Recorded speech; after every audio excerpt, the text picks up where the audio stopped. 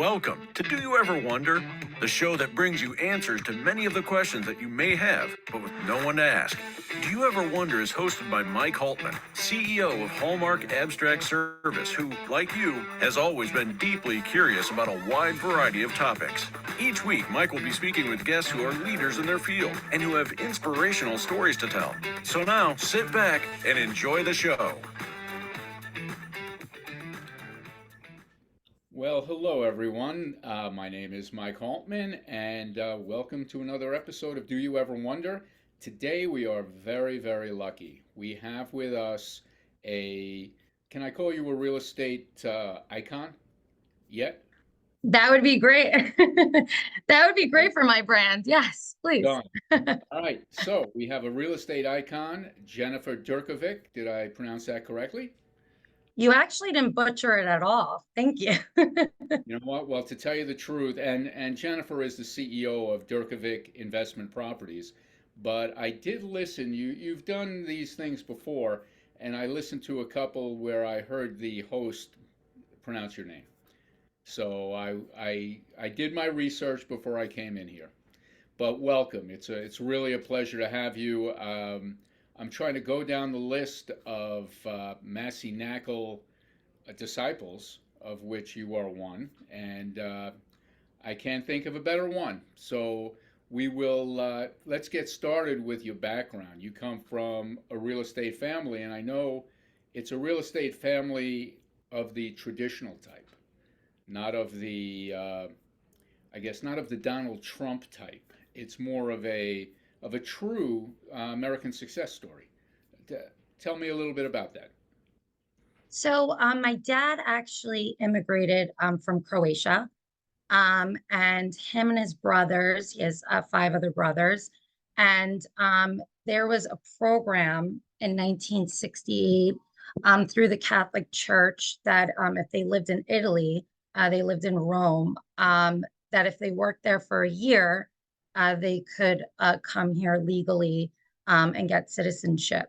So they went one by one, and they worked at, it's called Hotel Europe in Rome. I'm not sure if it's still there, but it was kind of like an assembly line. They were making lasagnas every single day, stirring the sauce. They lived with the beautiful, older Italian couple that owned the hotel that, housed them and gave them a job. So they would send money back and forth so they could come to the States, essentially. And they traded Croatia and Italy for the Bronx. That's a good swap. Yeah. So it was a little bit of a culture shock. They didn't have that much money in their pocket, and they were on Gun Hill Road, which there was a lot of Italian immigrants, Croatian, Montenegrin immigrants, Irish immigrants that lived there. So they helped each other. They worked in factories. My dad was an elevator operator. My uncles were supers. And there was this one Bronx landlord that saw something in them, and, they worked in their buildings and they knew them inside and out. And during that time, in the 70s, in the early 70s, the city was in distress. You could buy a building for like $100,000, something like that, in undesirable areas, dicey areas, like Northern Manhattan at that time, Bronx. And they pooled their money in and limited resources, and they bought buildings together with this Bronx landlord, kind of gave him a shot. So I was always taught that, seizing an opportunity, and it's not your income, it's what you do with it. And I think real estate has that romantic side to it, where my dad was highly educated in Croatia. He had college degree, master's, he was a professor. He had a lot of different,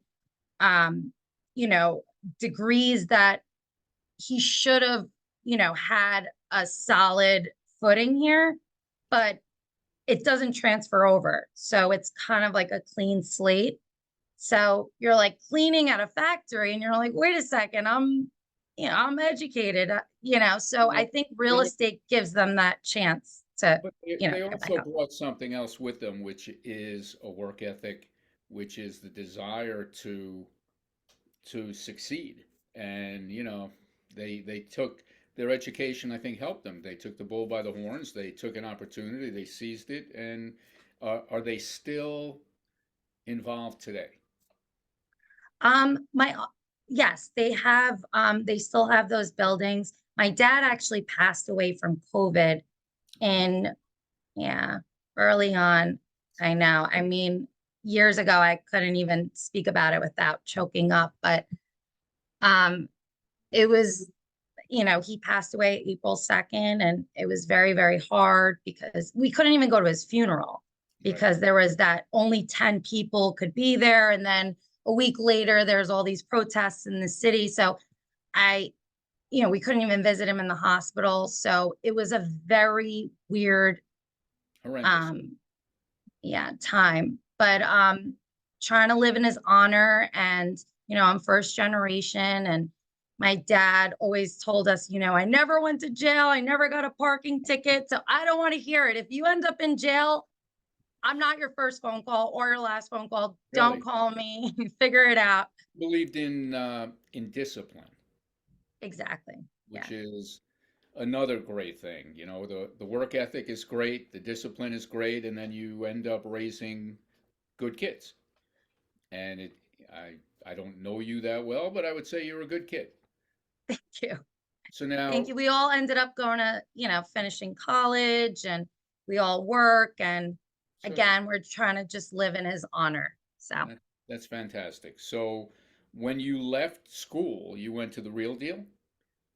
so yes, when I graduated college, I worked at the Real Deal magazine, and I met the publisher because my best friend growing up, Ross, he's one of the directors there. So he would invite me to some of the events, and I met Amir Craney, the publisher, and he said, Jenny, you should work at the Real Deal, but get some office experience first. So I did a short stint at a short sale company out in Long Island. We had access to a lot of short sale inventory, and I was a short sale manager. So I would quarterback the process between talking to the bank and talking to the sellers that were in Right. distress. So we would have to prove a hardship, either, loss of wages, illness, divorce. And then we would do that paperwork with those sellers. And then Chase was very generous. That's one bank that we would work with. They would give around like $20,000 in relocation expenses. Wow. Yeah, and then their that would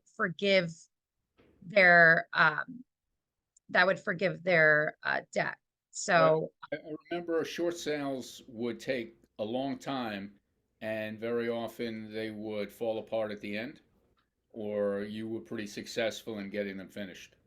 I was pretty successful. I also had a lot of family members grab some, Oh, no kidding. because I mean That's it's a lot more familiar to call your family first, like right when I got in, because some of these deals were around incredible. 20 to 25% below market value. Right. And these banks just wanted to get these toxic, poisonous assets off their books. I know Bank of America had some billions on their books that they just, because it's a liability, right? You have to pay taxes, they don't maintain the property. You know, So it was very much like in I think it was the 80s, where the savings and loans were in huge trouble. They were going under, the resolution trust was developed, and they were just dumping assets. People, if you have, like they on Wall Street, they like to say, if you have dry powder, you can do very well in traumatic situations. So when you were at the Real Deal, did you get to witness the development of any significant New York City uh, real estate properties, real estate neighborhoods? Were you able to like really cut your teeth and learn? yeah, so when I started there, I was the account coordinator. So I handled some of their events, and I sold advertising for them. And I really gained a huge network. I never had a real estate network before that. I had some family that made some wise investments at the right time, but I didn't know anyone in real estate. So um, having access to all those people really got my foot into the door, and it really held weight. And I met, I handled an event called the City Within the City, which just kind of covered the High Line and Hudson Yards. So, I met a lot of great architects and people from related companies, and it was an amazing experience. And and those are relationships that you carried forward. Absolutely. Absolutely. Actually, Bob Knakal was my client. He bought a huge ad campaign for me. And he said a line, "Do you want to read about the rich and powerful, or do you want to live it?" I was like, that is an amazing line. I'm You know in. what? Let's go. I was going to bring up that line. That is a phenomenal line. And then from that line, you ended up going to work at Massey Knakal. Yeah. So I started working there in 2012.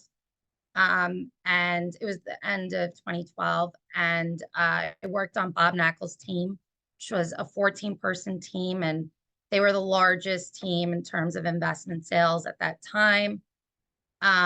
So kind of taught me the ropes. I did heavy canvassing, and I still have a photographic memory from their business model of, taking a picture of a building on each angle, putting in the owner information, putting in the property information, and then following up with those owners and cataloging like block by block.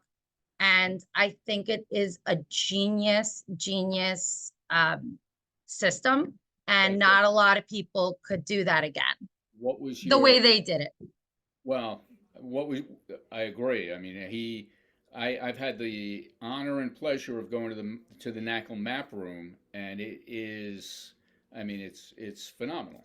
I'm not sure how old Bob is. He's probably younger than I am, but his drive and motivation after achieving the kind of success that he has is just astounding. And anyone could learn a lot from him. And you did. So what neighborhood did you cover? Penn Station, Midtown West, and yeah, like Midtown West, that area. Yeah. So were you, and I'm not sure when, but when Vornado started accumulating assets around Penn Station, was that during your time? I think that was so yes, a little bit, but more when I left. Right. Yeah. I was in Penn Station yesterday. It really is incredible what they're doing there. And, no different than, who was it, S.L. Green, who accumulated land for One Vanderbilt. The patience and the foresight and the way to develop projects like that is just amazing to me. I mean, One Vanderbilt, I mean, Class A. I think that they're at around 98% vacancy. It's a flight to quality. And I think anything that Mark Holiday touches turns to gold. And just in general, their portfolio is always in the 90% range. Maybe during COVID, it was probably teetering on 89%, but they're hitting it out of the park. And One Bryant Park, I think I'm sorry, One Vanderbilt, that the leases were at $300 a foot. I mean, astounding. And it's completely full. And they have hedge funds in there, they have quality tenants, and the views are spectacular, and the amenities are just, they really hit it out of the park. The location is second to none. So, I mean, I come in from Long Island and going into Grand Central, One Vanderbilt is, I mean, you can't ask for more than that. So, yeah, the great developers will always be great developers. They may not always have winners, but that's a function more of things beyond their control. I know Absolutely. we have Scott Reckler, who You know, he's huge on Long Island. He's huge. He's big in Manhattan. But you know, given what we've been through with COVID, sometimes you have to give the keys back. So, but yeah, these guys, Vornado and SL Green, I mean, they are just phenomenal and You're related. talking about his property in FIDI, Yes. in Financial District. Yeah. You On know, Broadway. I believe so. Yeah. That He had a lot of vacancy there. I was going to say that sets up the whole ABC issue for buildings. You know, it's what's going to be with B and C buildings is hard to say. I don't know. What do you think? I think that they're struggling right now. Like I said, Class A, I mean, flight to quality, people want prime locations, they want amenities, they want ventilated properties with proper light and air. And a lot of employees, they're working differently now. You know, they want the quiet nooks, they want the option, they want, you know, collaborative spaces. So if you're going to take them out of their home, you have to make it worth it. It's Period. End of story. But it's funny you So say that. I know times are what times are, but I remember when I hate to keep saying when I was a young man, but you know, the employees didn't run the show. You know, it was like you're working at Lehman Brothers, you're happy to be at Lehman Brothers. You know, they can work you 80 hours a week, you cannot go home, and you're happy about it because, you know there's a path that you have to take. It's changed quite a bit, as I know you know.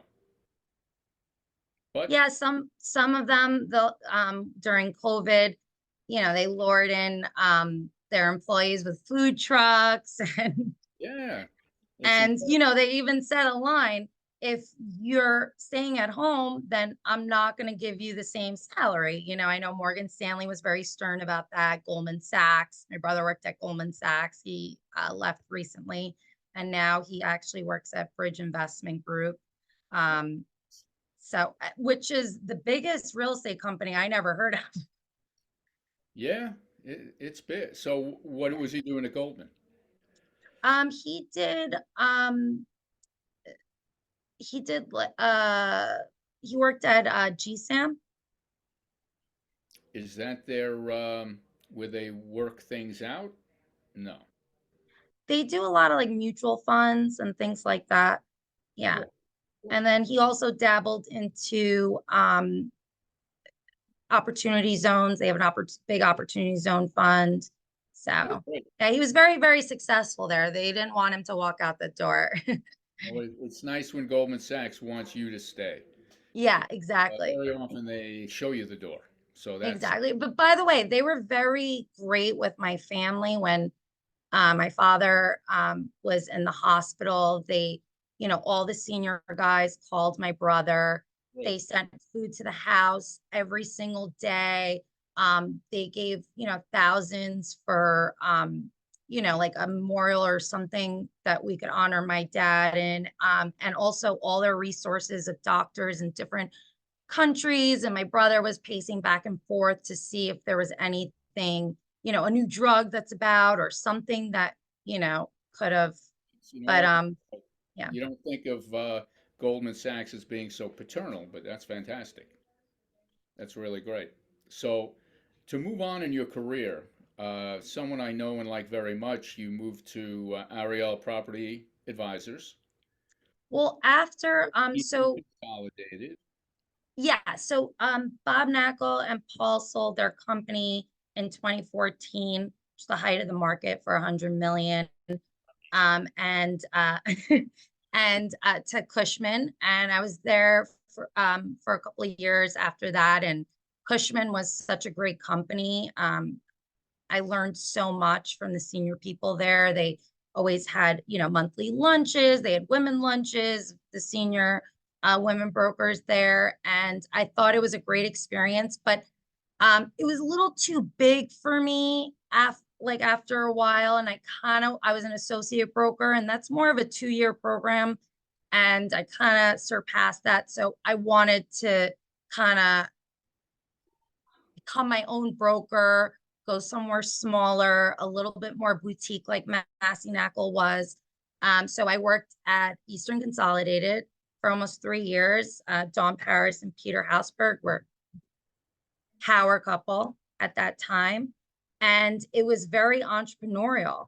They threw keys at me right away to show a building. And, I was doing well there. I worked on 30 East 29th Street, which was an Extel deal that we sold to Rockefeller Group, which they never did condos before. And they hit it out of the park, Rose Hill. And I toured the property, and I mean, amazing, amazing. So that was a deal that kind of really made me want to get to the next level and maybe start my own business one day. Because I kind of really learned the ropes, and you got a taste of. Yeah, exactly. Right. Exactly. Yeah, absolutely. So because it was complex, because at first it was a 50-footer, and then we were trying to get the neighboring sides to increase it to 100 feet of frontage, and then shoot up. But it was challenging with the cantilever, because you have to build around the buildings on the side, and that really drove the hard costs. So a lot of the investors were backing out of the deal. It was too expensive. And then we finally got the neighboring two buildings, and Excel closed on everything simultaneously, so they didn't have to pay the transfer taxes, and it worked out perfect. And I really learned a lot from that deal. So it was exciting. Quarterbacked it. Yeah. I worked with Brian Israti on that deal. It's fantastic. So then after that deal, is that when you went to Ariel? So I felt the heat around the corner. I heard some whispers. I got some tips from some people, or like, get out, it's for sale, the property. I mean, the business is actually going down. So I kind of wanted to get out before all the chaos happened. So I did a short stint at Ariel Property Advisors. And I was one of their directors there. And it was great, because it was a lot of old Massey Knakal people there. So I felt at home, and it's the same business model. They have a territory system. And Shimon happens to be, to me, he seems like he's just a great guy. Sweetheart. Yeah. Sweetheart. Yeah, he used to work on the Northern Manhattan team with Vic Sozio, and so now you go out. I took about like a month or two just to kind of study for my broker's license, and I was contemplating if I should go to another firm. I was interviewing, and I felt like I kind of knew the commercial market. I was at 3 prominent firms that are ranked, top 10 in New York City. And I had the clientele, and actually a lot of my investors were saying, Jenny, why don't you start your own company? We'll buy from you. You don't need this big, company behind you. Why don't you start a boutique brokerage? So I studied, and Bob actually sponsored my real estate broker's license, which was huge that he did that. And, he still believed in me, even though, I didn't work at his shop anymore, which meant a lot. And that just speaks to who he is as a person. Again, I don't know him incredibly well, but the most gracious, for a guy who's at his level, so gracious, so nice, I mean, unbelievable. I think a lot of people in the industry could learn from guys like Shimon and Bob. Oh, absolutely. You have to have integrity in this business. You can't be one of those fly-by-night companies, I mean, he's been around since the 80s, and I mean, that is huge to go through all those cycles and still have a great attitude and still be very optimistic and not have, a chip on your shoulder from, sour deals, sour relationships. And Even in so, arrogance, because you are so successful. I think arrogance is probably the first personality trait that would come out from being that successful. But there's none of it, which is phenomenal. So let me ask you a question. Your investors, how did you accumulate your investors? Where did you meet them? How did you become their go-to? cold calling was huge. Um, Actually, when I was at Massey, we had Ron San Massimo. He trained us in cold calling. But I had some experience prior to that when I worked at, that short sale company. So if you do the calls and you hit those numbers every single day, like at least 60 calls a day, you're gonna get a yes in So some way or another. how many people in your 60 calls would you typically get to talk to? Um, Maybe like 15. Okay. And receptive or I never get a hang up, actually, zero. And if I do, I actually call them back. I'm like, did you just hang up on me? I think there was like a maybe we just, disconnect on the phone. Maybe it's my carrier. well, let me ask you a question, and this is like we talked about before we started, maybe a little politically incorrect for the day, but do you think that being a woman is an advantage or a disadvantage, or nothing at all? Um, well, I think in commercial real estate, there's not that many women commercial brokers. So I think you stand out in that regard. Also, the upside is there's never a line to the girls' bathroom for That's those good. events. No, that's very good. Well, that can be troubling. But I think that women have superpowers. We have a different way of negotiating. Um, we're a little bit more, I don't want to say, I can't explain. I don't know if it's more like emotional, not like we're emotional, but we have a little bit different softness about us, I guess. I don't disagree. I think in the hard edge world of commercial real estate, it's nice to have something a little rounder edge. Is Right. that But I work with the best mentors I've had were actually men. right? And I work very, very well on teams, and I think that it shouldn't be so women on this side, like the high school dance, and the guys on this side. I think we should come together. And I think that's the real power, not, sometimes I feel like there's a competitive nature. I love working with, both women and men. So. Listen, that's great. And how many people are working for you? So I have 5 analysts right now, and I have 2 marketing coordinators.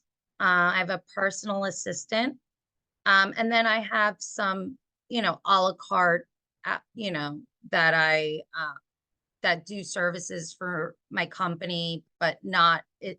They're not on payroll. So So in yeah, terms of sales, you're it. sales have been very, very good. I started my company in 2019.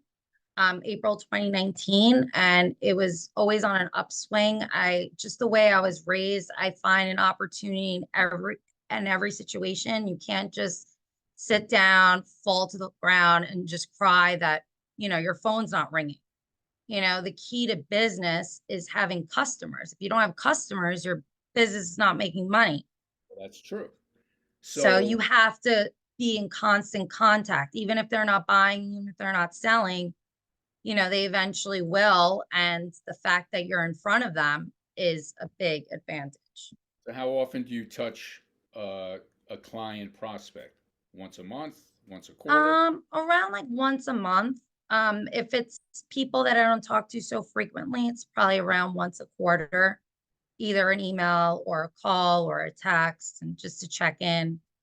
And it's key to stay top of mind, no question. absolutely, So now, absolutely. a guy like Bob Knakal, he looks for exclusive listings. You do the same? So my company, we only work on an exclusive basis. Um, we mainly work with sellers, but we have an off-market approach. So I don't blast out my listings out there.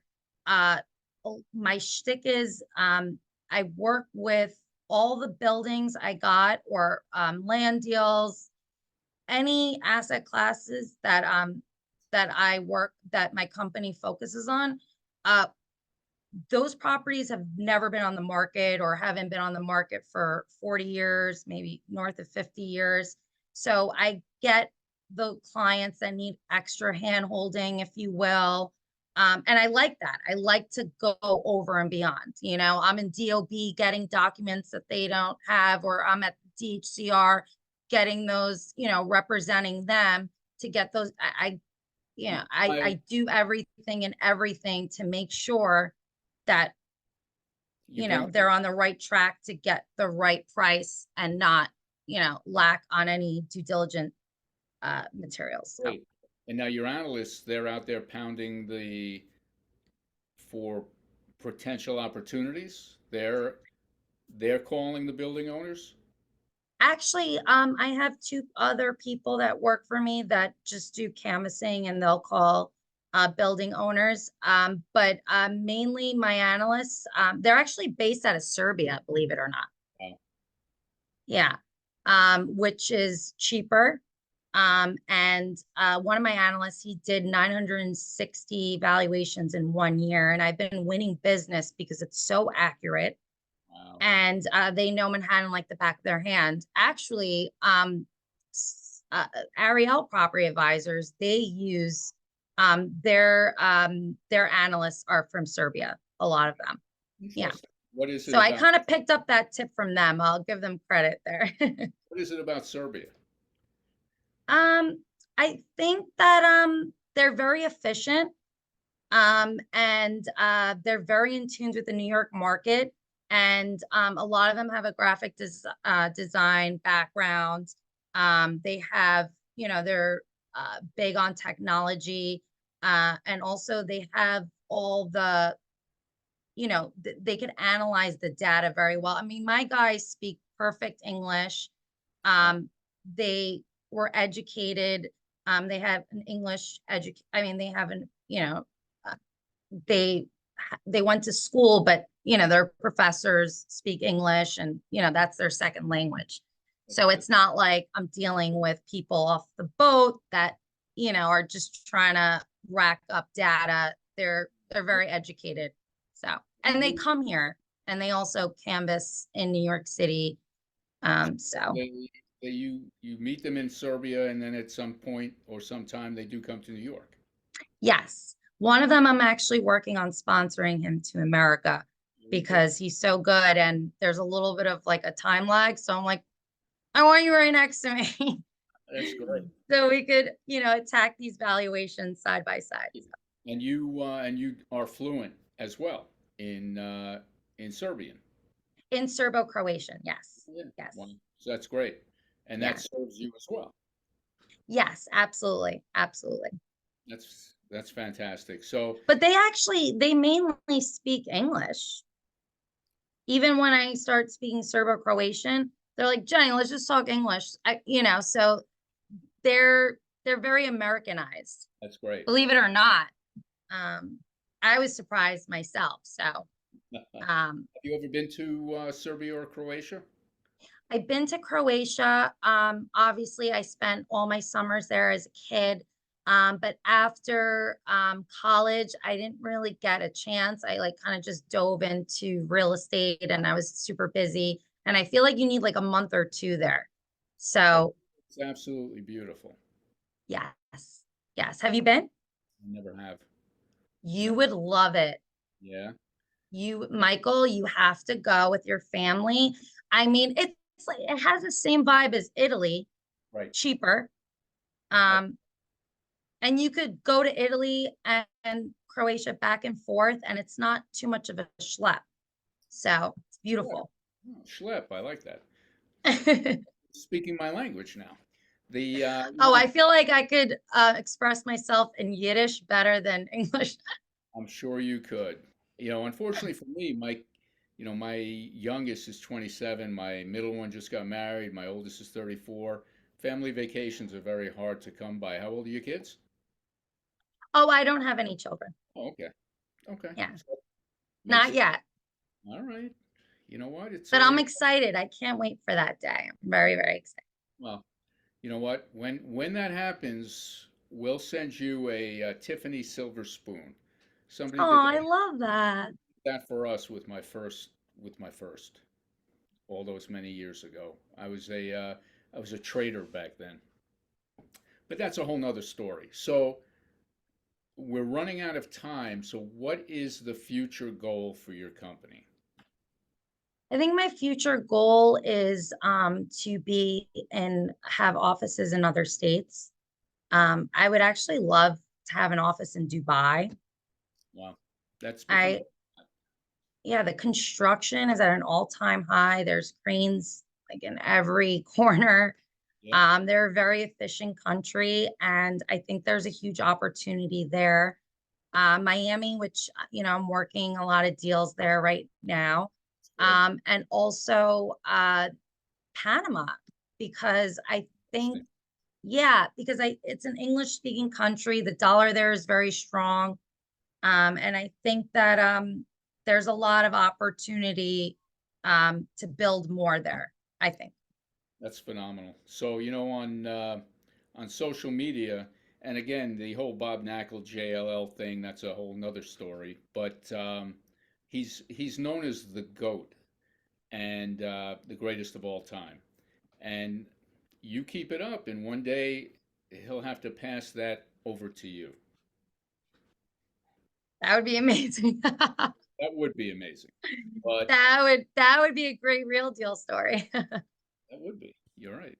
Uh, anyway, it's been an absolute pleasure speaking with you. You're a delight. You're a success. You've done it the way that success is supposed to be achieved, and I give you all the kudos in the world.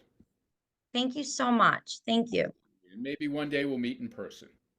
Absolutely. That would be great. We should do lunch in the city. I could show you some of the buildings that I'm working on. That'd be great. Which, yeah, there's one building that I'm working on actually in Flatiron. It's an empty vacant office building that could be converted into residential. Without It's been vacant actually for 20 years. Yeah. Just because, there was a stop work order, the plans weren't being approved, and it's very hard in this city for landlords to just make ends meet in general. I mean, I could go on and on and on. I know we're out of time, but no, you know what? I've had small multifamily landlords, owners, and that was a subject we didn't really get to, but the whole legislation, the whole local laws, the pandering of politicians to the largest constituency of tenants that's not really the most important constituency, and the costs, all of these small landlords who are owners who are going,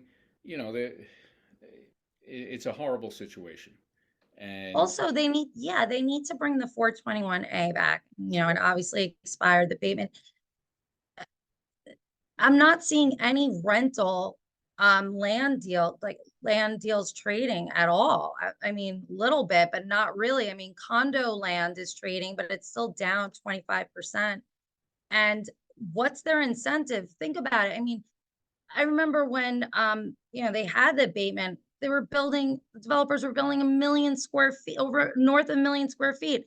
Now it's like less than 40,000 square feet. I mean, they don't want the developers to make money for some reason, or they just think that they're going to build anyway. And there's already a shortage So it's just so and by the way, the lack of supply is just making the city more expensive.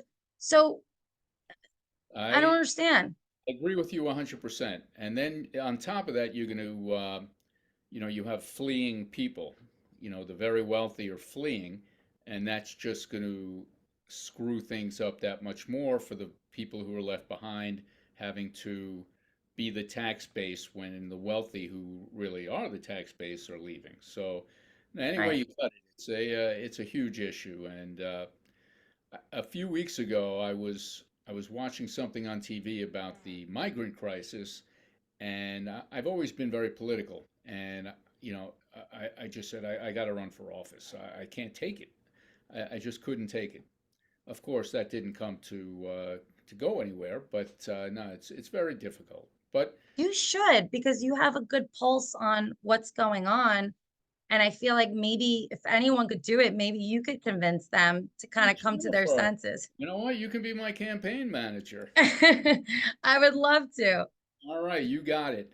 But in any event, it is time for us to come to a close, but I would love to have you back another time. Of course, I would love to come back. Thank you so much for having me. I really, Oh, really appreciate it. it's my pleasure. And like I said before, I rarely have somebody as excited to be here as you are. So thank you. I don't believe that to be true. You're being modest. Oh, you're right. You're right. But I will see you again soon. Okay, have a good day. You too.